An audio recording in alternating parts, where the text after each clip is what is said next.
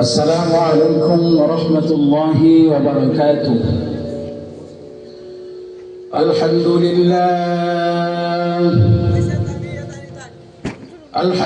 لله وكفى وسلام على عباده الذين اصطفى.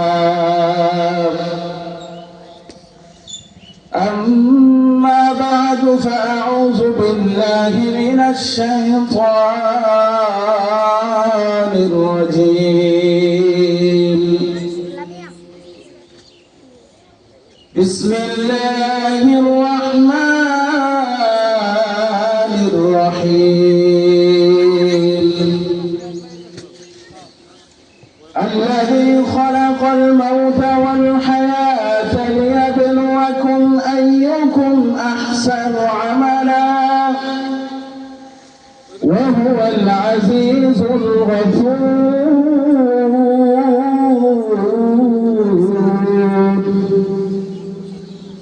وقال رسول الله صلى الله عليه وسلم: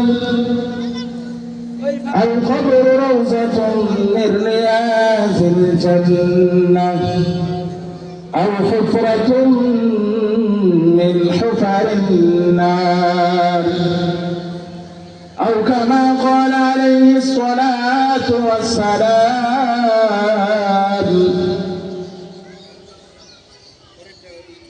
إن الله وملائكته يصلون على النبي يا أيها الذين آمنوا صلوا وسلموا تسليما.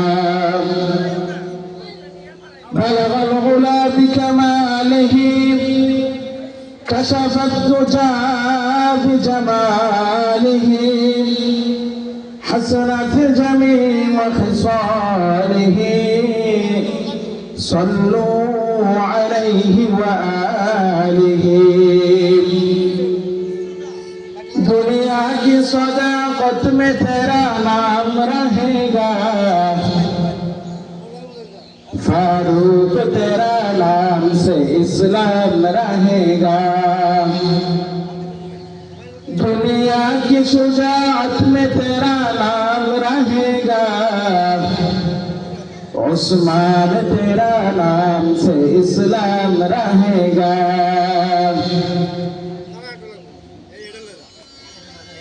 আলহামদুলিল্লাহ, আল্লাহ পাকের দরবারে লাখো কোটি শুকর আর সুজুদ যে মহান রব্বুল আলামিন আমাদেরকে অত্যন্ত মহব্বত করে ভালোবেসে দুনিয়ার সমস্ত ফিতনা ফাসাদ থেকে মুক্তি দিয়ে আমাদেরকে জান্নাতের বাগান জান্নাতের মজলিসে আমাকে আপনাকে আসার এবং বসার মতো যে মহান মালিক দান করলেন, সে মহান মালিককে খুশি করার জন্য সকলেই অন্তর থেকে অন্তরের অন্তরস্থল থেকে শুকরিয়া জ্ঞাপন করি। আলহামদুলিল্লাহ। আজকে আমরা এমন এক মাহফিলে বসেছি যে মাহফিলের পাশে আমাদের নীরব অন্ধকার কবরগুলো শুয়ে আছে। সেই কবরগুলোতে কত হাজার হাজার মানুষ শুয়ে আছে। আমাদেরও সেই কবরের মাঝেই যেতে হবে। সেই চির ভবিষ্যতের জায়গা হলো আমাদের কবর। সেই কবরে আপনাকেও আমাকেও যেতে হবে। সেই কবরের পাশে আজকের এই মহতি জলসা, কত বরকতময় জলসা। আল্লাহ সুবহানাহু ওয়া তাআলা আজকের এই মাহফিলের উসিলায় আমাদের এই কবরবাসীগুলোকে জান্নাতের উচ্চ মাকাম করে দেখ। আল্লাহ তাআলা কবরবাসীর সমস্ত লোকগুলোকে আল্লাহ তাআলার সমস্ত বড় বড় জান্নাতগুলোর মধ্যে জান্নাতের হাওয়া চালু করে দেখ। আমিন। আমি আপনাদের মাঝে সূরাতুল মুলকের একটি আয়াত তেলাওয়াত করেছি। আল্লাহ পাক চাহে তো উক্ত আয়াতের উপর কিছু আলোকপাত করব ইনশাআল্লাহ। আল্লাহ তাআলা বলেন, আল্লাযী খালাকাল মাউতা ওয়াল হায়াতা লিয়াবলুয়াকুম আইয়ুকুম আহসানু আমালা। তিনি ওই মহান সত্তা যিনি মৌত এবং জীবনকে সৃষ্টি করেছেন যে উদ্দেশ্যে সৃষ্টি করেছেন, আইয়ুকুম আহসানু আমালা, তোমাদেরকে পরীক্ষা করার জন্য কে তোমাদের মাঝে আমলের দিক দিয়ে উত্তম। আল্লাহ সুবহানাহু ওয়া তাআলা দুনিয়াতে যত মানুষ প্রেরণ করেছেন, সমস্ত মানুষকে আল্লাহ তাআলা পাঠিয়েছেন আইয়ুকুম আহসানু আমালা, মানুষ যাতে মানুষকে পরীক্ষা করার জন্য আল্লাহ তাআলা দুনিয়াতে পাঠাইছেন কে আমলের দিক দিয়ে উত্তম। দুনিয়াতে যাদেরকে আল্লাহ তাআলা পাঠাইছেন সকলেই মৃত্যুবরণ করবে। কুল্লু নাফসিন যায়িকাতুল মাউত, প্রত্যেক প্রাণীকেই মৃত্যুর স্বাদ গ্রহণ করতে হবে। আল্লাহ তাআলা আমাদেরকে পাঠাইছেন দুনিয়াতে মৃত্যুর সুলসামানা তৈয়ার করার জন্য। ওই দেখা যায় কবরস্থান, ওই আমাদের ঘর, ওইখানেতে থাকতে হবে সারা জীবন ভর। ওই কবর তুই চাস কি, টাকা পয়সা নেস কি? কবর বলে গোশত আমি খাই না, মুমিন বান্দা পাই না, একটা যদি পাই অমনে করে জান্নাতে ঢুকাই। সুবহানাল্লাহ। যদি কোনো মুমিন ব্যক্তি পায়, সেই কবর জান্নাতের ভিতরে ঢুকাই দেয়। সুবহানাল্লাহ। মুমিন ব্যক্তি যখন মৃত্যুবরণ করে, মৃত্যু সজ্জায় যখন থাকে, মালাকুল মউত তখন সেই মুমিন ব্যক্তির পাশে এসে দাঁড়ায়। এমন সুন্দর পোশাক পরে, জান্নাতি সুঘ্রাণ গায়ে মাখে সেই মুমিন ব্যক্তির মাথার কাছে এসে দাঁড়ায় এবং তাকে বলে, ইয়া আইয়ুহান নাফসুল মুতমাইন্না, হে প্রশান্ত হৃদয়, প্রশান্ত আত্মা, তুমি আল্লাহ তাআলার রহমতের দিকে বেরিয়ে আসো।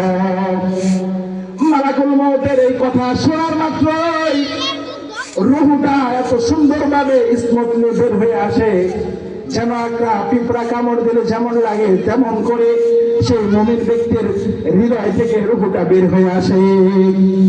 রূহটা বের হওয়ার সাথে সাথে সেই মালাকুল মউতের হাতে এমন জান্নাতি একটা সাদা কাপড় থাকে, যে সাদা কাপড়ের ভিতরে তার রূহটাকে পেঁচিয়ে আল্লাহ তাআলার দরবারে নিয়ে যায়, ইল্লিনের মধ্যে নিয়ে যাওয়া হয়। সুবহানাল্লাহ। আর যখন কোন কাফের, কোরআন বিরোধী, ইসলাম বিরোধী, টেন্ডারবাজ, মুনাফিক, মুশরিক যখন মৃত্যুবরণ করে, সেই মৃত্যুবরণ তার সামনে মালাকুল মউত এমন ভাবে হাজির হয়, এমন ভাবে সে আসে, সে কালা পোশাক পরিধান করে, চোখের মধ্যে চোখগুলো নীল আকারের বর্ণ, তার সামনে এসে ত্রাস সৃষ্টি করে, সে ভয়ঙ্কর ভাবে গর্জাতে থাকে। দুনিয়ার মধ্যে দেখা যায় আমাদের হাইওয়ে রুটের মধ্যে যদি কোনো ডাকাতি হয়, একটা বাসের মধ্যে কমাস কম 50 জন লোক থাকে, আর ডাকাত দলের লোক থাকে 10 জন। সেই ডাকাত দলের লোকজন আসার সাথে সাথেই প্রথমে গাড়ির কাজগুলো ভেঙে ফেলে, চাইনা কোরাল দ্বারা গাড়ির কাজগুলো ভাঙতে থাকে, চেয়ারগুলো কোপাতে থাকে। এই কোপানো দেখে মানুষগুলো ভয়ে আতঙ্কে তার পকেটের মানিব্যাগ, টাকা পয়সা সহ ডাকাতের হাতে দিয়ে দেয়। ঠিক তদ্রুপ ভাবে সেই মুনাফিক যখন মৃত্যুবরণ করবে, সেই মুনাফিকের সামনে এসে ফেরেশতারা এমন ভাবে তার সৃষ্টি করবে, এমন ভয়ঙ্কর করবে, সেই মুনাফিকের রূহটা এদিক সেদিক দৌড়াতে থাকবে, ডানে দৌড়াবে, বামে দৌড়াবে, পিছনে দৌড়াবে, কোনো দিকে যাইতে পারবে না। বলা হয় হাদিসের মধ্যে, সেই মুমিন ব্যক্তির রূহটাকে এমন ভাবে টেনে আনবে, আমরা যদি দুনিয়াতে কোনো ছাগলকে, জীবিত কোনো ছাগলকে গাছের মধ্যে উল্টা করে বেঁধে জবাই করা ব্যতীত পা থেকে যদি আমরা তার চামড়াকে চির করে যদি ছিঁড়ে নিয়ে আসে, একটা জীবন্ত ছাগলকে যদি একটা চামড়া যদি চির করে যদি ছিঁড়ে ফেলা হয়, যেরকম ভাবে ছাগলটা চিৎকার করে লাগতে থাকবে, ঠিক তদ্রূপভাবে ওই ছাগলের মতো করে সেই মুনাফিকের আত্মাকে, রূহকে এমন ভাবে চির করে নিয়ে আসবে, সে চিৎকার করতে থাকবে। সেই প্রশান্ত হৃদয় আসতে চাবে না। মুমিনের হৃদয়ের, মুমিন ব্যক্তির রূহ যেরকম ভাবে স্মুথলি চলে আসার সাথে সাথে তার রূহকে এড়িয়ে নিয়ে যাওয়া হয়, কিন্তু মুনাফিকের সেই রূহটা আসতে চাবে না।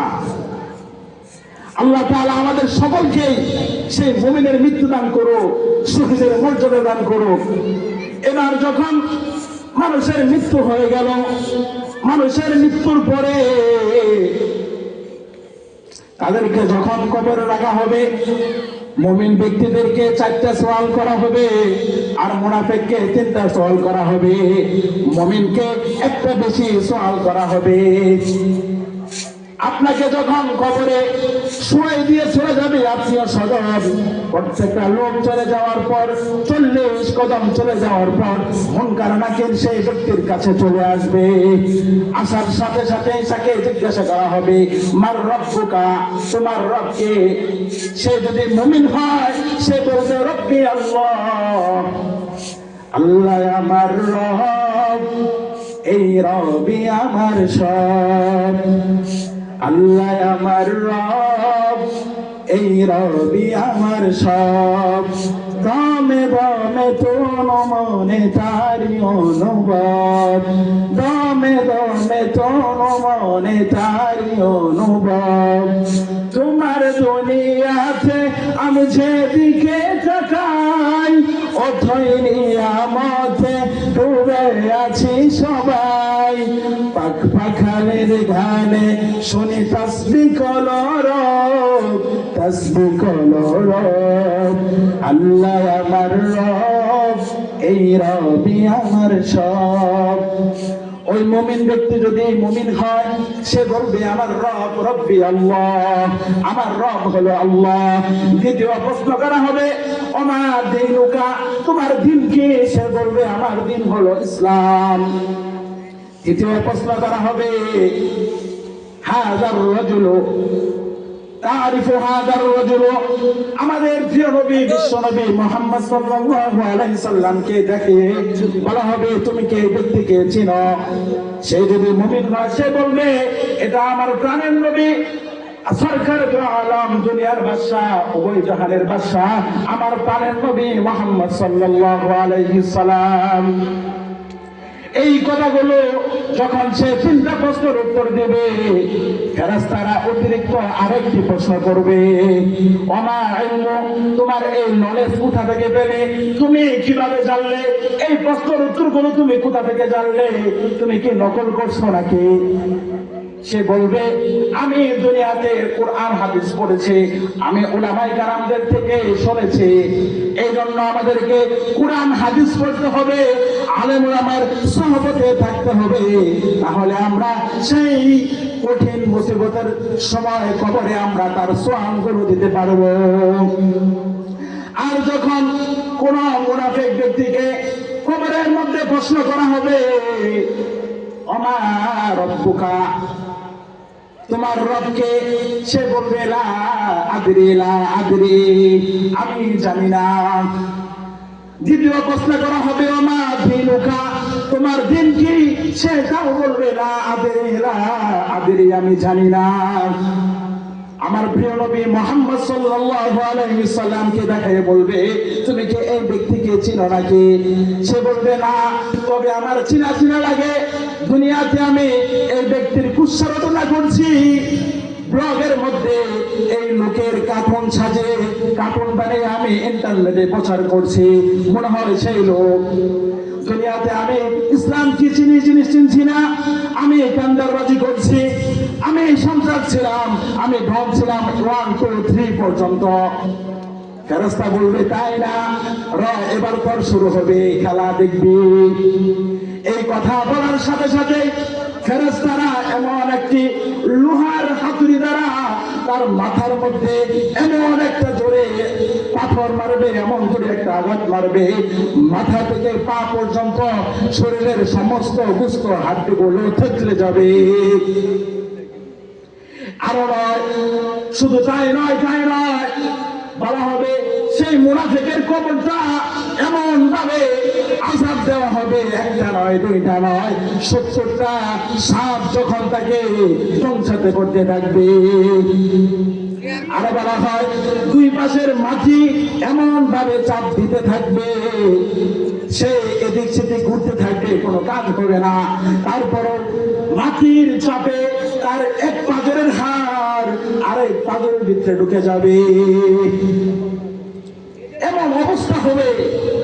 যারা মুনাফিক, যারা নামাজ পড়ে না, যারা দুনিয়াতে টেন্ডারবাজি করছে, ইসলামের দুঃসরচনা করছে, নবীজি আলাইহিস সালাতু ওয়াস সালামের কাঠন বানিয়ে ইন্টারনেটে প্রচার করছে, তাদের অবস্থা ভয়াবহ হবে। সূরাতুল মুলকের মধ্যে আল্লাহ তাআলা বলেন ইযা উলকু ফিহা সামিউ লাহা শাহীকাও ওয়া হিয়া তাফুর। যখন মুনাফিকদেরকে জাহান্নামে নিক্ষেপ করা হবে, সামিউ লাহা শাহীকাও, তারা জাহান্নামের গর্জ শুনতে থাকবে, ওয়া হিয়া তাফুর, জাহান্নামের আগুন যেন ফুটন্ত আগুনের মতো ফুটতে থাকবে। শুধু তাই না, যখন তাদেরকে এত শাস্তি দেওয়া হবে, তারা বলবে, ফেরেশতারা বলবে ক্বালু বালা ক্বাদ জাআনা নাযীর, তোমরা যখন দুনিয়াতে ছিলে তোমাদেরকে সতর্ক করার জন্য কি কোনো ফেরেশতা আসেনি?